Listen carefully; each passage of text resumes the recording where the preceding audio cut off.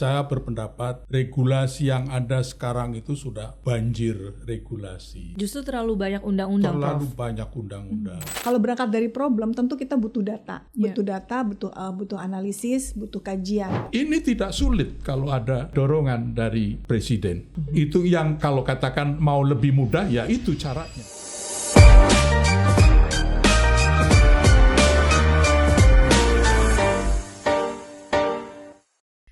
Halo Sobat Podcast WhatsApp Kementerian Hukum Republik Indonesia, kita berjumpa lagi. Dan kali ini Sobat Kementerian Hukum Podcast WhatsApp kita akan membahas soal lahirnya sebuah undang-undang ini tidak akan bisa lepas dari kehidupan kita. Contohnya, mulai dari usulan aturan yang terasa kurang tepat sasaran atau terlalu masuk ke dalam ranah personal. Misalnya seperti usulan mengatur larangan second account. Siapa di sini yang punya second account? Nah, selain itu juga ada regulasi besar yang dampaknya nyata, tapi belum kunjung dibahas. Seperti misalnya RUU Perampasan Aset. Atau mungkin undang-undang yang sudah berlaku seperti KUHP atau KUHAP, tetapi sampai dengan saat ini masih ada yang mengujinya. Pertanyaannya adalah, apakah regulasi kita benar-benar lahir dari kebutuhan yang matang atau sekedar reaksi cepat dari para pembuat undang-undang? Saya perkenalkan ada Guru Besar Fakultas Hukum UPN Veteran Jakarta, Profesor Dr. Wicipto Setiadi SHMH. Pak Wicipto, apa kabar Bapak? Alhamdulillah, baik. Terima kasih Bapak sudah hadir di sini. Selain itu juga ada Direktur Perencanaan PP Kementerian Hukum Republik Indonesia, Bu Aisyah Lailia SHMH. Terima kasih Bu Aisyah sudah hadir di sini. Sama-sama. Kalau kita lihat dari luar, regulasi itu seringkali mungkin dari berita atau dari media sosial, tiba-tiba ya dalam tanda kutip tiba-tiba sudah ada, sudah berlaku. Tapi sebetulnya di balik layar apa sih yang terjadi dari lahirnya sebuah peraturan perundang-undangan? Baik, terima kasih Mbak. Jadi peraturan perundang-undangan itu lahir bukan mendadak sontak gitu ya, tapi ada proses di balik itu. Dan saat ini pemerintah mencoba untuk mendisiplinkan diri gitu untuk dalam rangka membentuk itu. Jadi sebelum masuk diundangkan dia harus dikaji dulu. Dikajinya untuk apa? Untuk dia memiliki data yang jadi evidence base itu kita harus utamakan gitu ya. Kemudian juga kita lihat dampaknya karena kita sudah mulai berorientasi pada dampak dan impact begitu. Nah, namun demikian memang pembentukan peraturan perundang-undangan itu berkelindan dengan unsur-unsur politis. Tapi kalau dia mengikuti prosedur yang benar gitu ya dengan mengikuti peraturan perundang-undangan, dia harus dimulai dengan kajian, kemudian dibahas, dilakukan pembahasan dengan stakeholder, dilakukan pembahasan dengan antar kementerian, kemudian diharmonisasi baru diundangkan gitu. Setelah itu nanti dievaluasi lagi gitu. Baik, jadi memang prosesnya tidak tiba-tiba ya Bu, ada banyak Harusnya sekali begitu. analisa yang harus dipenuhi begitu ya. Salah satunya tadi Regulatory Impact Assessment atau RIA. Iya. Sekarang kalau Prof Wicipto, Prof, tapi idealnya dari sebegitu runutnya proses pembuatan sebuah peraturan, idealnya apa sih yang tidak boleh tidak ada? Itu harus ada dalam pertimbangan untuk setiap melahirkan sebuah peraturan. Itu yang ideal. Ideal memang harusnya begitu, tapi dalam praktek tidak selalu begitu. Yang penting antara pembentuk undang-undang yaitu Presiden dan DPR itu ada kesadaran untuk membentuk atau memperbaiki regulasi yang ada sekarang ini. Saya berpendapat regulasi yang ada sekarang itu sudah banjir regulasi. Justru terlalu banyak undang-undang, Terlalu Prof. banyak undang-undang. Ya, kemudian karena juga tidak disalahkan, jangan salahkan. Kita semua yang di sini mungkin ada masalah pasti harus ada rancangan undang-undang. Sebetulnya tidak, gitu ya. Tidak ada hal-hal yang tidak selalu diselesaikan dengan undang-undang. Tapi kita sudah terlanjur semuanya berpikir perlu ada rancangan undang-undang A, rancangan undang-undang B dan C dan seterusnya. Sudah banyak, tambah lagi konflik norma. Antara norma yang satu dalam satu undang-undang saling konflik. Atau dengan undang-undang yang lain begitu juga konflik. Tambah lagi tidak harmonis dan sering lebih mengedepankan ego sektoral masing-masing. Ini yang menurut saya harusnya disadari oleh pembentuk undang-undang. Kita buang ego sektoral, kita buang konflik norma gitu ya, untuk lebih meningkatkan kualitas regulasi kita.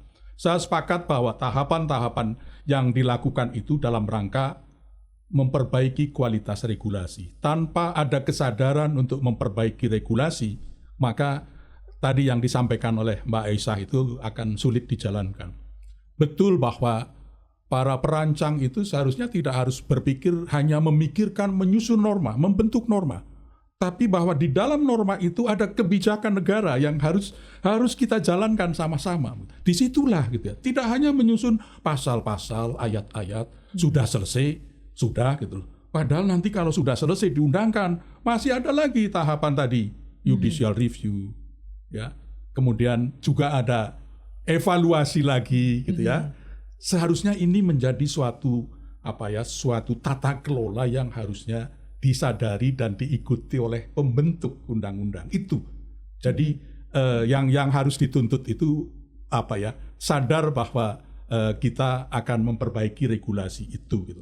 Nah, mengenai tadi dampaknya gitu ya, RIA dan sebagainya itu memang ini sesuatu yang mungkin tidak mudah gitu ya. Tapi bahwa yang harus disepakati tadi, pembentukan regulasi itu tidak, kalau orang Jawa bilang itu ujuk-ujuk gitu ya, tahu-tahu ada gitu loh ya. Tapi melalui proses gitu ya, yang kalau sudah ada dievaluasi dulu apa kekurangannya, apa kelemahannya. Setelah kalau belum ada kita lakukan kajian, penelitian. Itulah fungsi dari naskah akademik. Ya, kalau membuat undang-undang ada naskah akademiknya. Tidak berarti itu harus dibuat oleh akademisi, tidak ya. Tetapi argumentasinya argumentasi akademik. Bukan argumentasi politik, bukan argumentasi yang lain-lain, gitu ya. Karena kalau akademik biasanya netral, gitu ya. Tapi kalau sudah dari awal ada argumentasi politik, ada argumentasi itu ya itu sudah di luar itu, ya. Kalau kami di akademisi ya ini akademiknya, tetapi juga jangan akademik banget, gitu ya. Kalau akademik banget itu juga nggak akan bisa diterapkan, gitu, diimplementasikan. Akademik ada, tetapi bahwa jangan dilupakan ada di dalam memutuskan kebijakan itu juga ada unsur politisnya. Kalau malah bukan hanya politis saja, kekuasaan. Ya, kekuasaan juga ada di dalamnya, gitu ya. Jadi serba unsurnya, ada politis, ada hukum, ada kekuasaan, ya. Yang menurut saya itu tidak bisa kadang ada yang suatu rancangan yang unsur politisnya tinggi. Ada yang terkadang unsur kekuasaannya tinggi, ada yang masalah hukumnya tinggi. Nah, ini yang harus kita dudukkan pada, kalau memang masalah hukum ya jangan dibawa ke politis. KUHP misalnya ya. KUHP kan hukum banget. Ya, hukum banget. Jadi ya janganlah dicampur dengan politis dan sebagainya gitu ya. Tapi ada misalnya terkait dengan pemilu. Pemilu pasti di dalamnya ada politisnya banget. Ya kita harus sadari itu, jangan akademik banget. Gitu. Itu yang menurut saya menjadi kita dalam membentuk regulasi itu tadi ada yang disebut sebagai meaningful participation, ya, partisipasi yang bermakna. Tidak harus partisipasi publiknya itu harus ditampung semua, diterima semua, tidak. Tetapi bahwa prosesnya harus dilakukan dengan baik. Ada kalau di meaningful participation itu kan ada hak untuk didengar. Warga negara punya hak pendapatnya untuk didengar oleh pembentuk undang-undang. Sesudah didengar, dipertimbangkan. Dipertimbangkan itu bisa diterima, bisa juga tidak. Ya. Yang sering tidak dilakukan itu kalau tidak diterima tidak ada penjelasan. Itu yang membuat selalu ada perdebatan. Selalu ada perdebatan. Kalau diterima pasti publik oke. Tapi kalau tidak diterima harusnya pembentuk undang-undang menjelaskan pendapat Anda, Bapak dan Ibu tidak diterima dengan alasan bla bla bla bla. Pasti mereka akan lebih bermakna ketimbang kalau Anda nggak setuju, judicial review aja. Tidak seperti itu gitu loh. Tapi bahwa dalam rangka kualitas regulasi kita, partisipasi itu ya lebih ditingkatkan daripada yang sekarang, gitu loh ininya. Memang saya mengakui selama duduk di pemerintahan, partisipasinya masih belum sepenuhnya dijalankan. Kalau saya ya tidak hanya dari pemerintah saja, Mbak Aisyah, tapi pemerintah dan DPR sebagai pembentuk undang-undang, karena nggak akan ada gitu ya. DPR mengusulkan RUU tanpa persetujuan pemerintah, nggak ada.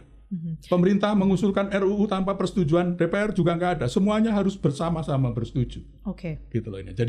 Jadi mestinya memang ini harus disadari juga tidak hanya dari pemerintah, presiden, tetapi dari DPR dan juga unsur-unsur yang lain yang terlibat dalam pembentukan undang-undang itu harus sadar bahwa regulasi kita itu sekarang perlu dilakukan perbaikan. Baik. Begitu.